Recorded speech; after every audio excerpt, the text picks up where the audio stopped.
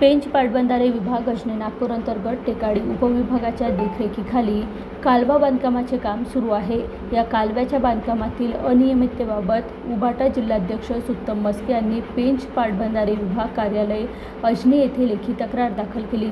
तक्रारीच्या नुसार कालव्याच्या बांधकामात रेतीऐवजी बेकायदेशीर तलाव उत्खननातून आणलेली माती आणि रेती वापरली जात आहे।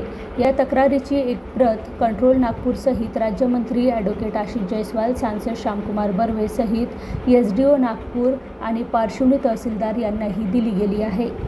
डुमरी, रामटेक, चाचेर इथे होत असलेल्या नहराच्या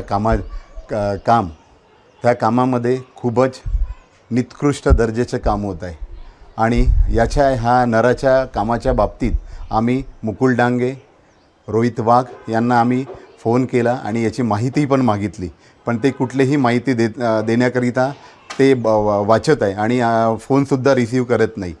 आणि मग यांच्या ह्या संबंधित जे नागपूरला अजनीला जे ऑफिस आहे त्यांचं आकुटवार पाटबंधारे विभागांचं, त्यांना मी एक पत्र दिलेलं आहे। त्या पत्रामध्ये मी मागणी केलेली आहे की ह्या नराच्या